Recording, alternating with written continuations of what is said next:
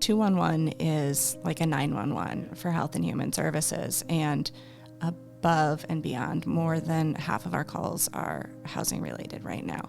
And so it's when we take a housing call, the conversation is around, if you're in this critical place with your housing needs, there are other things that are going wrong as well. So it's not just what can we do as it relates to housing, but are you food insecure? What's happening with utilities? There's a lot of families that are really on the edge with making their rent payments who maybe then aren't paying heat because you can save some costs there. And so we're really trying to holistically approach what all those needs are a family could have. I want to give a special thank you to our Season 2 sponsors, MHEB Incorporated, Amish Gazebos, Espenshade Farms, and Espenshade Mills. To learn more about our sponsors, visit wsm.org/podcast. Hello and welcome to the Restorers Podcast. I'm Jack Crowley, the president of Water Street, and today we're going to be talking about the affordable housing crisis in Lancaster County. And I'm really excited to have our special guest today, Kate Zimmerman, who is the president and CEO of United Way. Also worked with Leadership Lancaster and with the Coalition for Sustainable Housing. So thanks for joining us, Kate. Thanks for having me. Yeah, it's great to have you here. Could you tell us a little bit about kind of your journey? I know there's some other things in your history that tie you to this issue, but working with Leadership Lancaster, C4SH. Sure. My first job in the nonprofit world actually was Lancaster Area Habitat for Humanity at the time. So I really learned quite a bit about housing and the need for housing in this community while I was at Habitat. And it propelled me into the Coalition for Sustainable Housing. So that's been around for quite a while now, actually. It came out of a 2013 housing study that LHOP, Lancaster Housing Opportunity Partnership at the time, now folded into Tenfold, created to look at the housing situation across the spectrum in this community. Right. And as a representative from Habitat, I was involved with that. I then went on to Leadership Lancaster and now at United Way. But through that time, I've been involved with the coalition, and now I'm the co-chair with Shelby Nauman, who was with LHOP and now is the CEO of Tenfold. Yeah. And I'm guessing each of those roles with Habitat, what a great organization, all of them, great organizations, probably gives you a different angle and a different perspective on the housing issues in our community. I want to take a step back. As we're talking about affordable housing, can you help us with a definition? People hear that phrase all the time, and there can be very specific interpretations of what we mean when we say affordable housing. Could you speak into that a little bit? Yeah, absolutely. What do we mean? The true definition of affordable housing is that a family should not pay more than 30% of their income to housing. But I think across the board, there's other ways we can look at affordable housing. One of the things I think of is the metrics for affordable housing. If you were just coming off the streets, for instance, and you were unhoused and moving into your first place, you probably wouldn't meet the threshold with 30% for an entry-level apartment anywhere in this nation. But all the way up to folks who are moving into their first home maybe, or our workforce. So we think about nurses and teachers and policemen and firefighters, what we need to have in housing stock so folks at that income level can afford to live in the communities they serve. And for the most part, those are out of reach in Lancaster County and really across the nation at this point as well. Yeah, especially when you think of the concept of market rate housing, which market rate really means what will the market bear? What can I get for this, or what's a reasonable to expect for this apartment that I'm renting out or I'm trying to rent. I remember some of my history, I worked for a few years with both HDC, an affordable housing developer, and PHFA, the housing finance agency for Pennsylvania. And I remember when I worked there, this was 30 years ago, maybe it was just me, but there was this assumption that market rate housing should be affordable for your typical, not working class, but typical, like, modestly employed. You've got a decent job. You didn't have to make a ton of money to afford market rate housing. It was just kind of expected. If you've got a good job, you can afford market rate. And then there was this category of affordable housing, which was often subsidized through different mechanisms, either tax credits that helped the developers build it, or other ways of subsidizing directly those units. That was affordable housing. But we're seeing market rate housing it no longer feels affordable. Yeah, absolutely. Market rate housing is out of reach for, I think, a lot of the folks in our community who we would assume had easily accessible housing. And I think there's a couple factors going into that, but really we're basically, we have a no room at the inn sign out right now in Lancaster County. We're at about a 3% vacancy rate, which means if you want to move, there's not much to move into. Yeah. And so that means the folks maybe having their first kid who want to add a bedroom, but it also means someone who wants to retire, who lives in one of those neighborhoods that's graying and starting to change over. Right. They don't have any place to downsize to. And so with that standstill, everyone's kind of staying in place and more folks can't enter the market. And that vacancy rate, that's across all housing levels, correct? Yes. So we're seeing that. Rental, home ownership, you name it. Yeah. And that puts incredible pressure on the lower end. Right. An interesting statistic that we came across related to affordability and especially for low-income families. An extremely low-income family is defined by $27,000 a year approximately. So, which is about $15 an hour is going to put you in that category. So there's a lot of jobs out there, starting level jobs that you're there. That's an extremely low-income family. For every 100 extremely low-income family, there are only 23 housing units that are affordable for that level in our county. What are those other 77 families doing? Yeah, and those other 77 families, I think it's really important to point out, once again, the jobs that are being filled by these folks. And, we have a workforce development problem in this community, and we talk about our daycares, for instance. I had 2 kids in daycare, and if I would have known that, someone's sick and daycare closes, those are your daycare workers. And having your daycare workers have to commute in to your community because there's not affordable housing here. Right. Having your teachers, those are the folks who are the foundation of so much of our economy and so much that happens here. And that means not that they don't exist in our community. It means they're doubled up. It means they are cost burdened. Yep. It means if the car has a repair, that's probably not going to happen. And it really can be a spiral for a family. Those are the families that are coming to our outreach ministries for food distribution. Right. Because they're paying 45, 50, 55% of their income for rent, let alone buying their kids clothes for school and all those other expenses that we all deal with. So they're coming to food banks here, the Lancaster Food Hub, other organizations to get supplemental food. Probably half of their grocery bill is taking care of this, which is wonderful. We love being able to support and provide, but for them to have to be in that position because of the lack of affordable housing is just a sad situation for us. Well, and we don't pull, we talk about housing numbers, and that really is just what your rent is. It's 30% is what your rent is. Yeah. It doesn't include, hey, I live 30 minutes away from my job, so I either have to put gas in my car or the kids are in daycare longer. And there's so many other costs associated with being cost burdened in housing that don't even factor into any of this and are impacting families so critically. Right.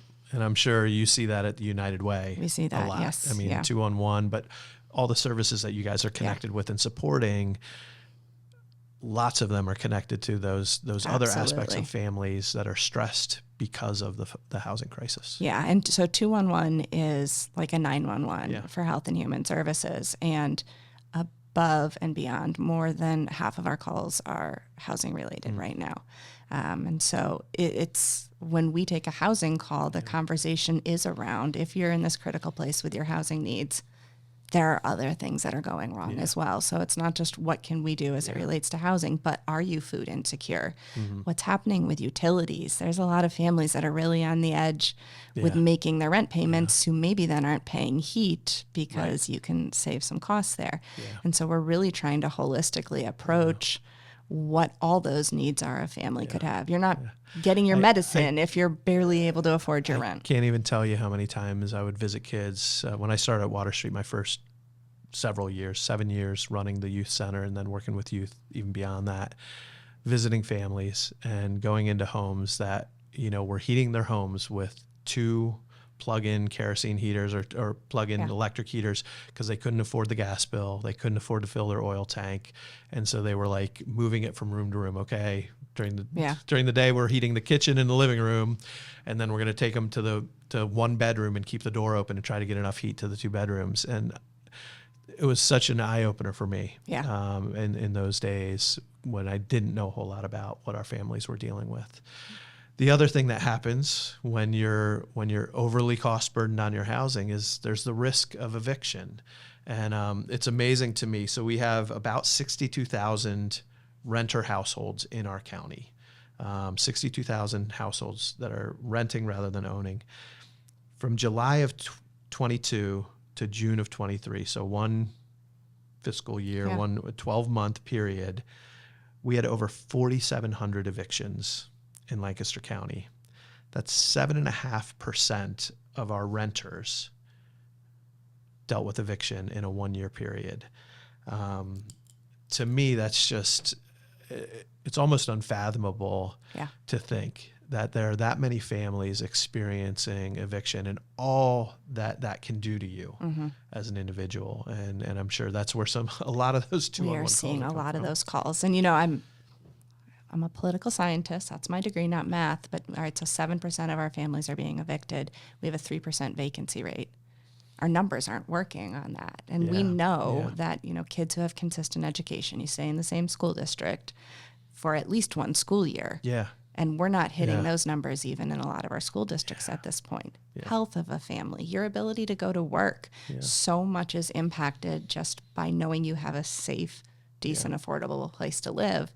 And we can't offer that. Yeah. And I know for the 211 navigators, the folks on the phone, one of the things that's really been eye-opening to me is the trauma the folks answering the phone are starting to have because there is so little availability. So much of what we're telling folks is, and the calls keep coming and coming, but we don't have a solution for you yet, or there's not a bed available, or you have to actually be homeless for one night before we can do this intake for you. It's, you can't plan, I'm going to be evicted in a week.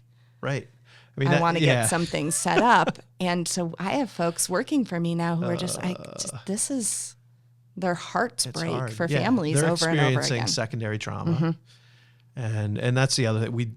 Water Street, we deal with that all the time. Yeah, and it's such an important part of our leadership here is to focus on how do we care for our staff who are trying to care for our neighbors who are experiencing this vulnerability and these tragedies, because it creates a cycle and a spiral that can really drag people down. And one of the things that we're grateful for is organizations like United Way, 2-on-1 system that is helping make connections, Water Street being available to, in the most extreme cases, when eviction leads to a spiral of vulnerability in housing and ultimately to homelessness, that there are organizations like Water Street, there are organizations like Lancaster Food Hub and the Coalition on Homelessness who are working to address the issue and provide help along the way.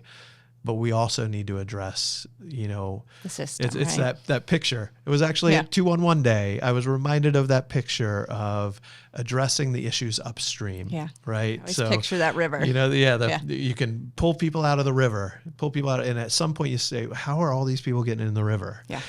Yeah. And it's a both and, right? Like some of it is zoning regulation, I think, is one of those things we can point to. If you're required to have an acre of land to build, you have to overturn then some zoning regulations to figure that out. I also still think that there is a picture in people's head when we talk about affordable housing. And we can talk about NIMBYs, not in my backyard. I live on what was absolutely what used to be farmland. We still have a farm behind the development. Right. And not that long ago, a development was proposed not that far away from us, and no one wanted it in their backyard. Right. And it was a really interesting conversation to be a part of because we were clearly living on land that once was someone else's farm backyard. So you're in a development. I'm in someone else's backyard now.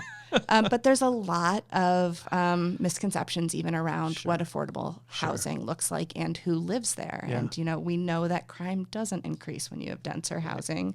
We know that car traffic doesn't go up that much. A lot of times folks will talk about impact on school districts, but especially apartments and townhouses, we really don't see that.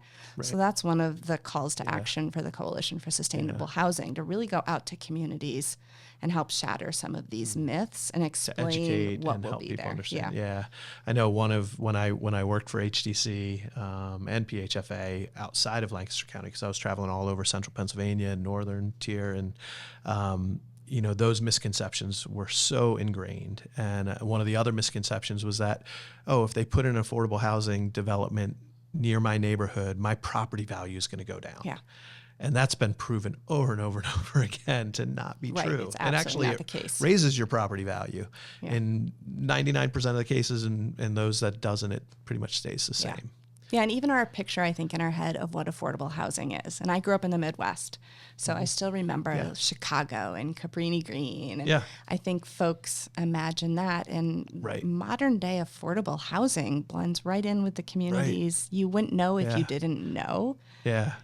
But there's just that. I think people have those pictures in their heads, and it's kind of hard to overcome some of that. I'll give a shout out to the organization I'm on the board for, Community Basics. HDC does phenomenal work as well. So I think this applies to both of them.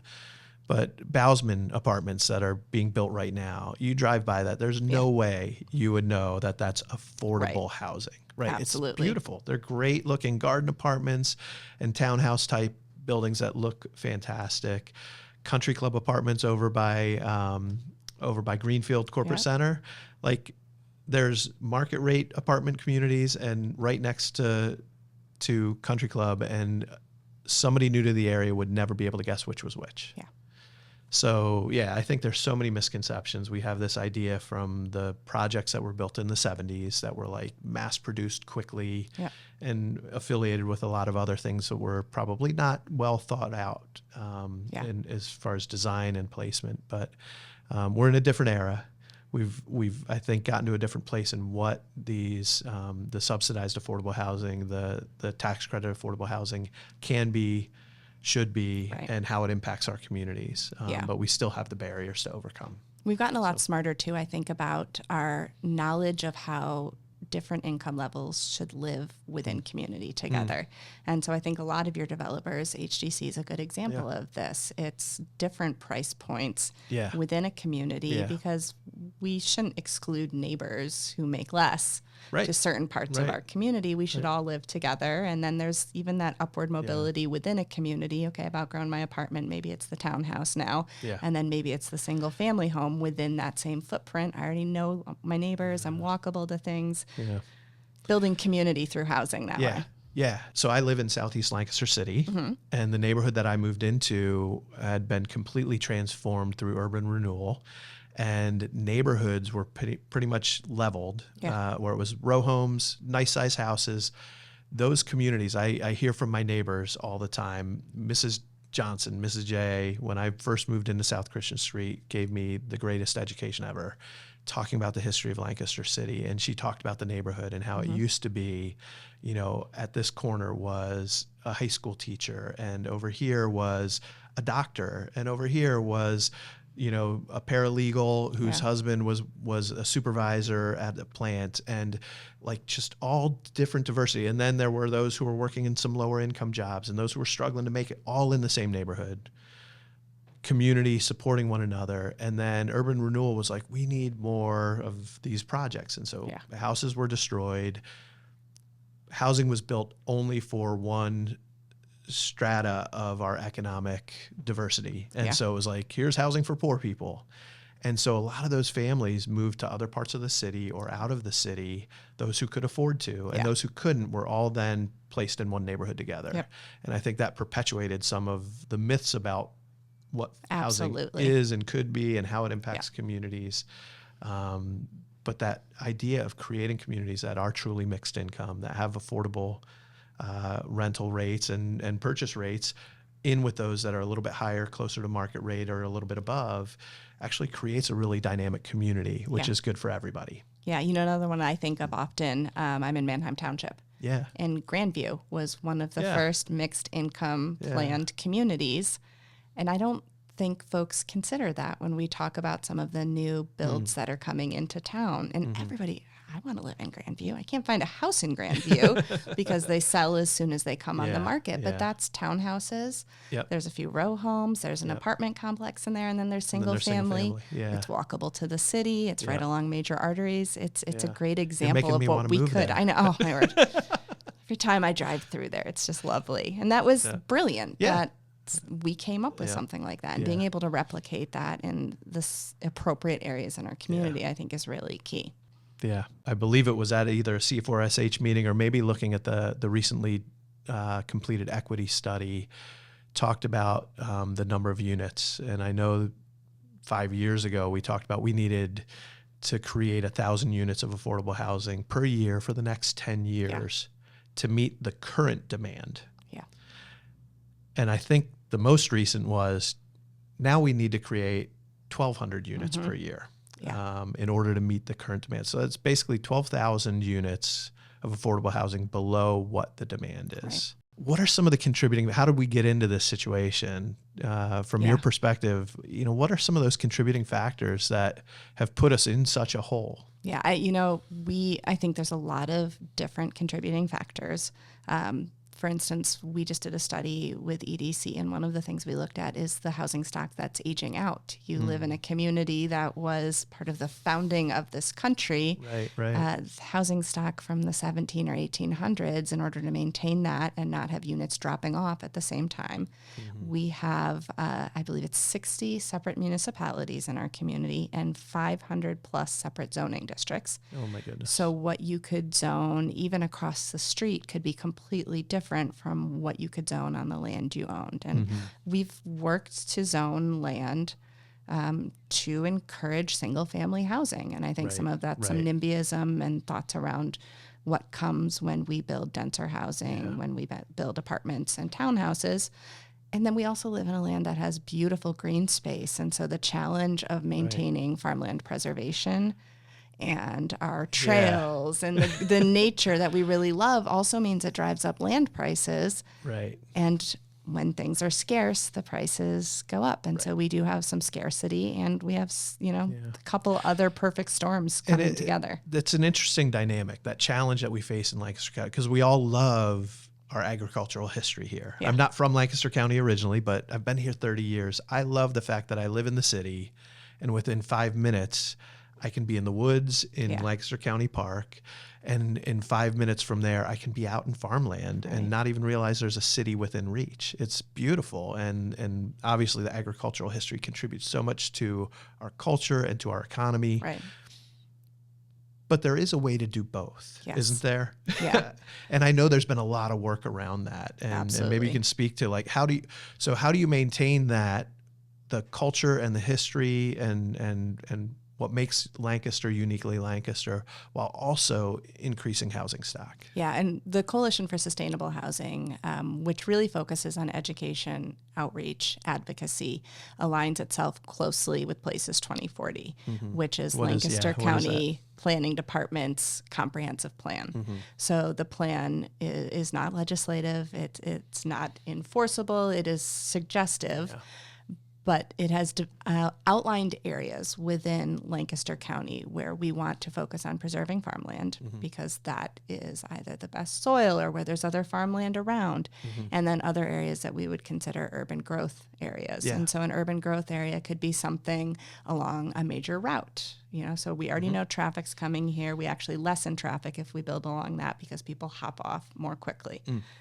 Or places where we already have infrastructure, water, sewer in place. So you're not having the exorbitant costs to run sewer lines into a whole new area. Yeah, and costs go up when you're building suburbs outside of those areas because you have to build out and maintain roads, water lines, all of that.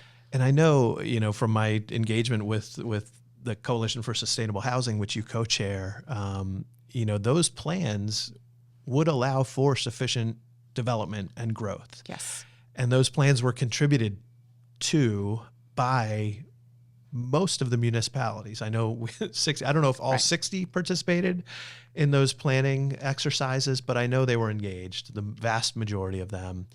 And yet we still face challenges.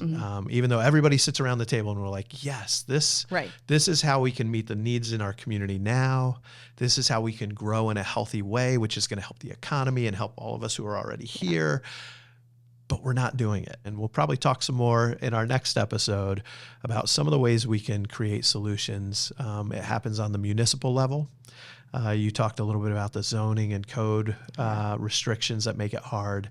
How do we begin to move the needle here in Lancaster County and see change around this affordable housing crisis? Any final thoughts as we wrap up? Yeah, one of the things I love about Lancaster County is I think it is a county that is collaborative and works to solve solutions together.